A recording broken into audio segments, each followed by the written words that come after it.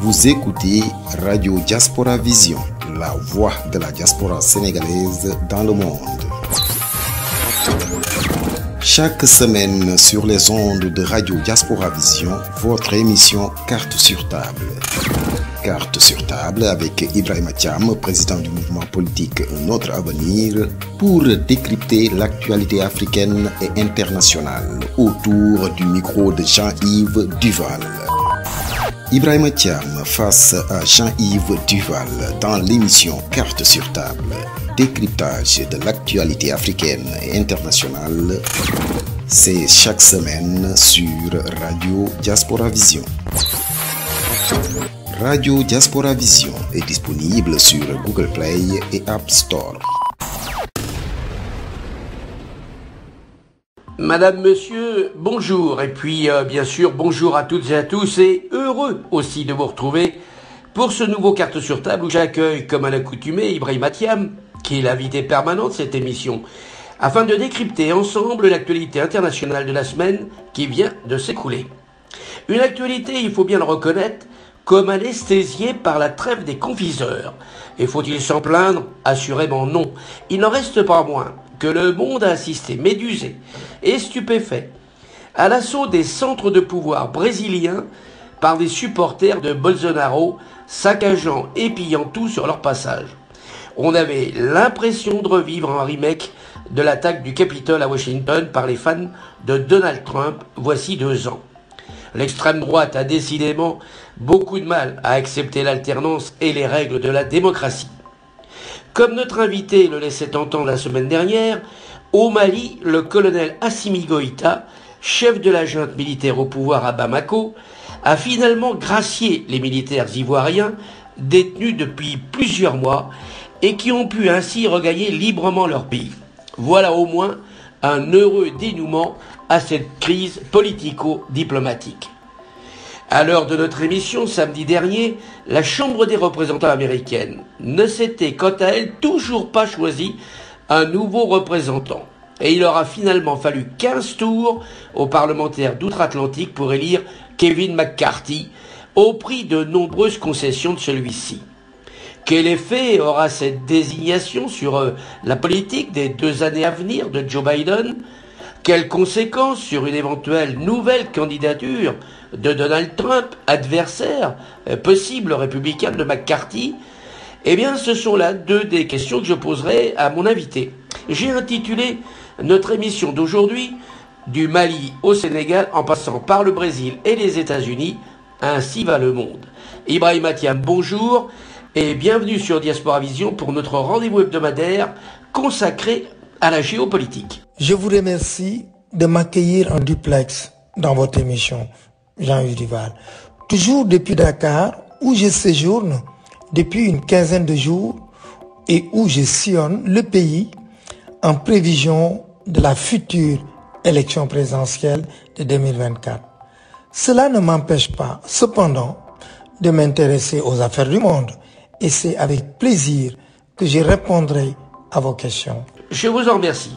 Je le disais, il aura suffi de quelques heures pour qu'une foule déchaînée de supporters de Jair Bolsonaro envahisse les lieux de pouvoir au Brésil, la présidence, le Parlement et la Cour suprême, et saccage tout sur son passage devant une police municipale plus spectatrice qu'actrice de cet assaut contre les institutions.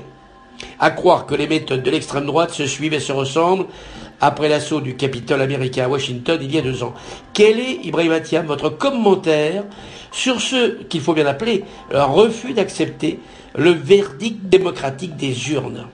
Précisément, c'est parce que les opposants à Lula, président élu, contestent la régularité du scrutin et qu'ils estiment que la victoire de leur poulain leur a été volée, qu'ils ont manifesté ainsi violemment. Au Brésil, ce n'est hélas pas nouveau. Et quand 50% de la population défile joyeusement dans les rues, les 50 autres se livrent à un immense concert de casseroles. Cette année n'a pas échappé à la règle, d'autant que le retour de Lula est mal accepté par une partie de la population brésilienne qui l'accuse de corruption. On peut dire Trump, Bolsonaro, même combat. Et on voit que les partisans de l'un et de l'autre recourent à la même violence, en Amérique comme au Brésil. Il faut espérer que la situation revienne à la normale très vite, même si des appels à des nouvelles manifestations ont été lancés par l'opposition. Dans notre émission de la semaine dernière, on évoquait la condamnation par une cour d'assises de Bamako des 49 militaires ivoiriens à 20 ans de prison ferme. Ceux-ci étaient, je le rappelle, poursuivis et accusés d'avoir attenté à la sûreté de l'État malien. À ma question, vous aviez répondu, je vous cite, « Je pense qu'on s'achemine à court terme vers une grâce présidentielle. » Eh bien, il faut le reconnaître, les événements vous ont donné raison. Eh bien, je m'en félicite, Jean-Yves Duval. Et j'ai ajouté, si ma mémoire est bonne, que c'était le meilleur moyen pour les deux pays de régler cette crise et d'en sortir par le haut. Il n'y avait pas d'autre issue possible. Mais il est rassurant de constater le rôle important de la diplomatie dans cette affaire, que ce soit de la CEDEAO ou de la médiation du président togolais. Cela démontre bien que si la guerre n'est que le prolongement de la politique, la diplomatie est souvent le meilleur moyen de préserver la paix. Je veux donc dire mon admiration et adresser mes remerciements aux différents négociateurs qui ont permis cette heureuse conclusion pour les deux pays. On vient d'apprendre que Alassane Ouattara, le président ivoirien, avait invité son homologue malien, le colonel Assimi Goïta, donc chef de la junte militaire malienne, à lui rendre visite à Abidjan pour sceller leur réconciliation. Qu'en pensez-vous? Je crois que le chef de la junte malienne va prendre son temps avant d'effectuer le voyage, dans la crainte qu'une fois sur place, il ne soit retenu à son tour. Non, plus sérieusement, l'ancien officier des forces spéciales n'a pour ainsi dire jamais quitté le pays depuis son arrivée au pouvoir. Il est instruit de l'expérience malheureuse de plusieurs chefs d'État dont on a profité de l'absence pour les renverser et les supplanter. Alors, je ne crois pas que ce voyage est pour demain. Et il faudra encore du temps pour filmer la poignée de main entre les deux présidents. Il y a quelques jours de cela, alors que vous vous trouvez toujours actuellement au Sénégal, vous avez publié une tribune libre qui ne m'a pas échappé dans les médias sénégalais. Tribune dont le titre est pour le moins provocateur. Je vous cite, « Ousmane Sonko, quand le loup se fait agneau ». Sonko qui, rappelons-le pour nos auditeurs, est le leader du PASTEF, le principal parti d'opposition sénégalais.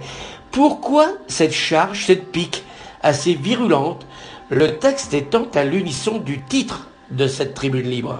Il va de soi, Jean-Yves Duval, que je n'ai rien personnellement contre Ousmane Sonko, qui, au-delà d'être un responsable politique majeur dans mon pays, est aussi le maire de Ziguinchor. Mais reconnaissez aussi que cela fait longtemps que je mets en garde mes compatriotes contre les risques de dérives populistes, voire radicales, qu'il incarne par ses positions et ses propos publics.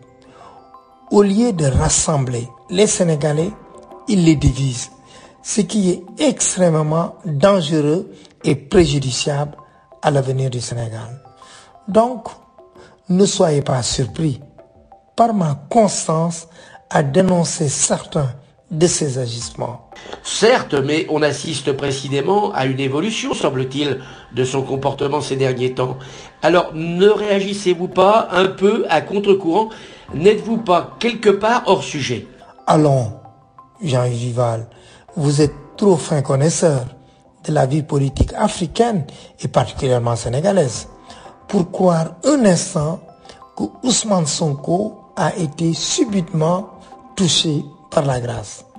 Vous faites allusion, je pense, à sa récente interview à France 24 et RFI, où étrangement, sa condamnation hier encore violente du rôle de la France en Afrique, notamment au Sénégal, était soudainement oubliée.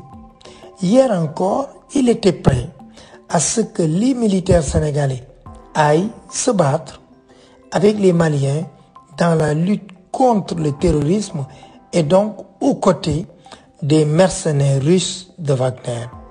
Et voilà que maintenant, il se montre critique face à cette présence étrangère souhaitée par Bamako en remplacement de la force Barkhane, se disant hostile au remplacement d'un drapeau par un autre. Avouez que c'est à n'y rien comprendre.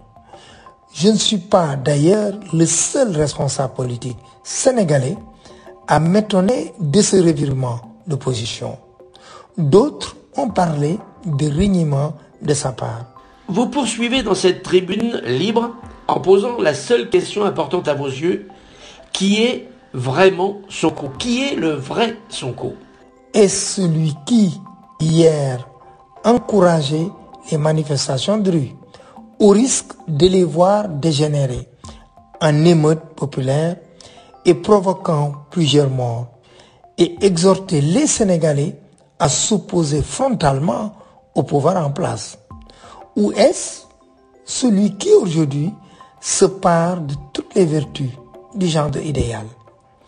Il est important de le savoir et de répondre à cette question avant les prochaines élections présidentielles de 2024, car alors son vrai visage apparaîtra et il ne faudra pas faire comme si on ne savait pas. En clair, à bien vous lire, vous doutez de sa sincérité et vous voyez surtout à travers ce Sonko New Look un changement de stratégie politique. Est-ce que je me trompe? Tout à fait. Je crois qu'il s'agit d'un moyen détourné pour faire oublier l'affaire judiciaire dans laquelle il est empêtré. C'est une forme de diversion auprès de l'opinion publique sénégalaise, auprès de laquelle il cherche à se présenter comme quelqu'un de plus mesuré, à défaut d'être plus modéré. Il est évident pour moi qu'il cherche à faire oublier ses propos qu'on pourrait qualifier d'extrémisme ou de populisme.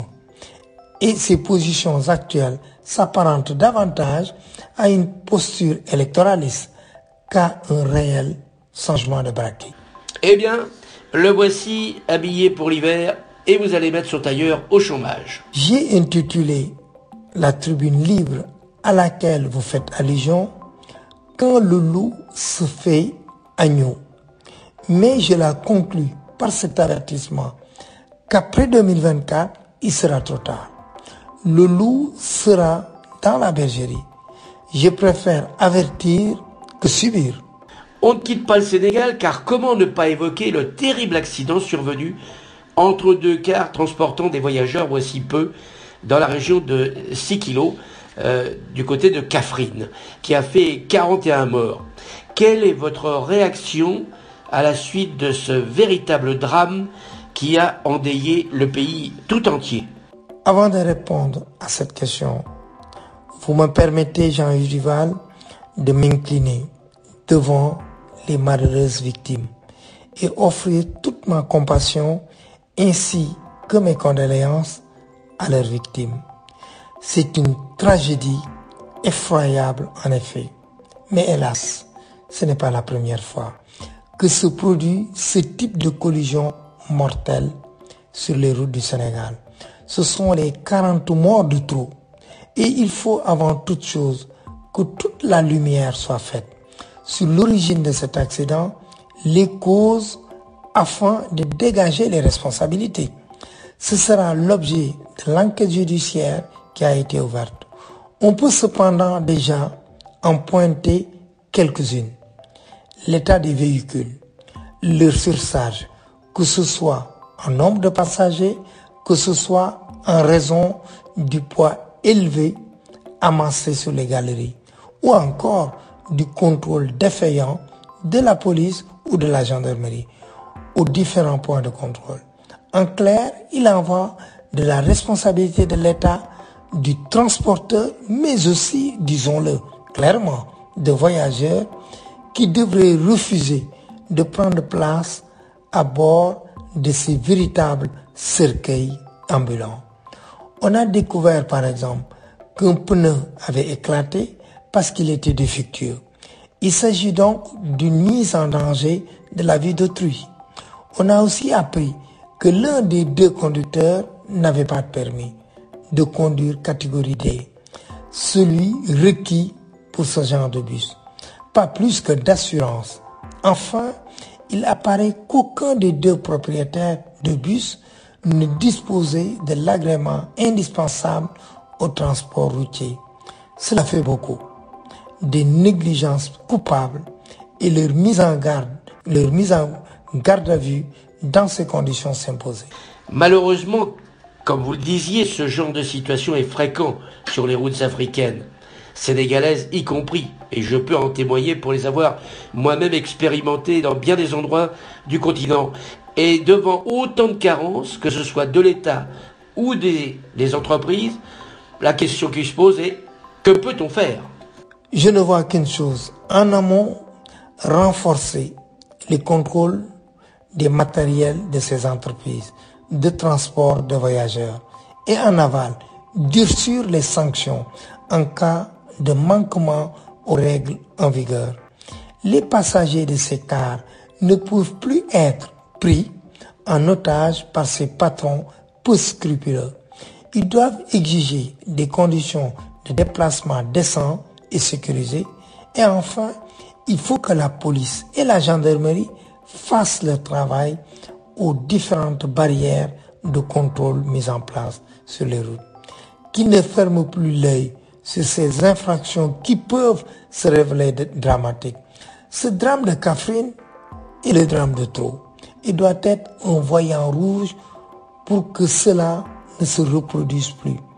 Nos routes sénégalaises, dont l'état est souvent lamentable, je me suis à nouveau rendu compte en parcourant plusieurs centaines de kilomètres à travers le pays durant mon séjour actuel au Sénégal. Ces routes sont trop arrosées du sang de personnes qui se rendaient au travail ou auprès de leur famille. Ce n'est pas de transport dont on doit parler, mais de transmort. Sans transition, comment avez-vous réagi à l'annonce du choix de Philippe Diallo? Le sujet est un peu plus léger. Philippe Diallo, le nouveau patron, donc à titre temporaire de la FIFA, la Fédération française de football, la FFA, en remplacement de Noël Le Graët, visé par un audit interne à la fédération et accusé aussi d'avoir tenu des propos indignes à l'égard de Zinedine Zidane. Le Graët qui est d'ailleurs un peu un récidiviste car il nous a habitués à des sorties pas toujours très orthodoxes. Tout d'abord, comme beaucoup, j'ai trouvé ces propos révoltants à l'égard d'une icône du football français. Un président ne devrait pas dire cela. Et ce n'est pas son premier dérapage. Il faut que cela cesse. À 81 ans, l'âge de la retraite n'a-t-il pas sonné? Au moment où les parlementaires français discutent de la prolongation à 64 ans de l'âge légal de la retraite. 17 ans de rab, n'est-ce pas suffisant? Quant à la nomination de son successeur à titre provisoire, je me réjouis qu'il s'agisse du vice-président Philippe Diallo, né en France d'un père sénégalais et d'une mère française. C'est un joli clin d'œil au football sénégalais. Je le disais en présentant notre sommaire, Kevin McCarthy est donc aujourd'hui le nouveau président de la Chambre des représentants américaine. Quelles conséquences, selon vous, va avoir l'élection de ce quinquagénaire californien sur la deuxième partie du mandat de Joe Biden? C'est toute la question que tout le monde se pose. Le moins que l'on puisse dire, c'est qu'il ne s'agit pas d'un accouchement sans douleur. Il aura fallu 4 jours de débat et 15 tours de scrutin pour que celui-ci devienne le speaker. Et encore, a-t-il fallu pour cela qu'il fasse de nombreuses concessions au camp trumpiste. Signalons que cette crise au Congrès est inédite en 160 ans de vie parlementaire. Autant dire que McCarthy est un président affaibli et qui devra guerroyer contre Joe Biden afin de donner des gages aux ultra-conservateurs qui se sont ralliés à lui au dernier moment. Ce sera le cas à coup sûr sur le montant de la dette publique et le financement de l'État fédéral, mais aussi sur l'aide financière et militaire à l'Ukraine, qui risque d'être réduite, ou encore l'interdiction de l'avortement. Cette élection va donc compliquer la tâche pour les 2 ans à venir du président des États-Unis. Précisément, nous sommes à mi-mandat et dans 2 ans, le peuple américain sera donc appelé aux urnes pour élire leur nouveau président. Sera-ce l'actuel, s'il décide de se représenter, ou assistera-t-on au retour de Donald Trump sur la scène politique américaine? Ce dernier, en effet, ne cache pas son appétit de pouvoir et son envie d'occuper la Maison-Blanche pour un second mandat. La seule chance de Biden réside dans la division du camp républicain entre les modérés et les ultras. McCarthy, par exemple, qui était un soutien de Trump, a pris ses distances, considérant qu'il portait une responsabilité dans le siège du Congrès le 6 janvier dernier. Et puis au sein même de l'aile la plus radicale du Parti républicain, il y a certaines personnalités comme le gouverneur de Floride qui a été brillamment réélu, qui pourrait disputer le leadership à Donald Trump. Autant dire qu'à 2 ans des élections, il est impossible de faire le moindre pronostic. Il faut que la situation se décante et puis la situation internationale risque de venir perturber tout cela si par exemple un conflit éclatait dans le Pacifique entre la Chine et les États-Unis. Donc, je me garderai bien d'émettre un avis, c'est prématuré. Une fois n'est pas coutume, nous refermons ce carte sur table sur une note positive avec la libération de Pape Alé Niang, le journaliste sénégalais de Dakar Matin, même si celui-ci est encore actuellement en liberté provisoire assorti d'un contrôle judiciaire. Mais enfin, nous avions vraiment milité et appelé à cette décision de justice. Voilà donc une nouvelle qui doit vous réjouir, Ibrahima Thiam. Elle me réjouit, d'autant plus que je m'apprêtais à lui rendre visite à la prison après avoir obtenu un permis du juge. Lorsque la décision de sa remise en liberté est tombée, il était plus que temps. Son état de santé l'atteste et il reste d'ailleurs en observation à l'hôpital. Espérons qu'après 2 incarcérations successives, la justice en restera là et n'emploiera plus de méthodes coercitives à son encontre. J'en profite quand même pour avoir une pensée afin que nous ne l'oublions pas pour mon confrère français Olivier Dubois qui est retenu en otage dans le nord du Mali et ce depuis 21 mois. Je rappelle que celui-ci a été enlevé alors qu'il effectuait un reportage dans cette région, qui est une région d'ailleurs dangereuse du pays et pour la plupart des endroits sous contrôle des djihadistes du groupe de soutien à l'islam. N'oublions pas non plus le journaliste malien Moussa Mbana Diko, qui lui aussi est retenu comme otage depuis le 18 avril 2021. Eh bien, permettez-moi de former des vœux pour que ces 2 confrères retrouvent au plus vite la liberté. Je me joins à vous pour exprimer les mêmes souhaits, car la liberté de la presse est un bien précieux, malheureusement trop souvent malmené dans le monde, en particulier en Afrique. Et ces reporters ne devraient pas être victimes au prétexte qui ne font que leur métier. Il me reste maintenant donc à vous remercier de votre fidélité, à espérer que vous serez encore plus nombreux que les 2 années précédentes à écouter et à être fidèles donc à notre émission Carte sur table. Et je vous donne donc rendez-vous la semaine prochaine, même lieu, même heure. Et d'ici là, portez-vous bien. Chaque semaine sur les ondes de Radio Diaspora Vision, votre émission Carte sur table. Carte sur table avec Ibrahima Thiam, président du mouvement politique Notre Avenir, pour décrypter l'actualité africaine et internationale autour du micro de Jean-Yves Duval. Ibrahima Thiam face à Jean-Yves Duval dans l'émission Carte sur table. Décryptage de l'actualité africaine et internationale, c'est chaque semaine sur Radio Diaspora Vision. Radio Diaspora Vision est disponible sur Google Play et App Store.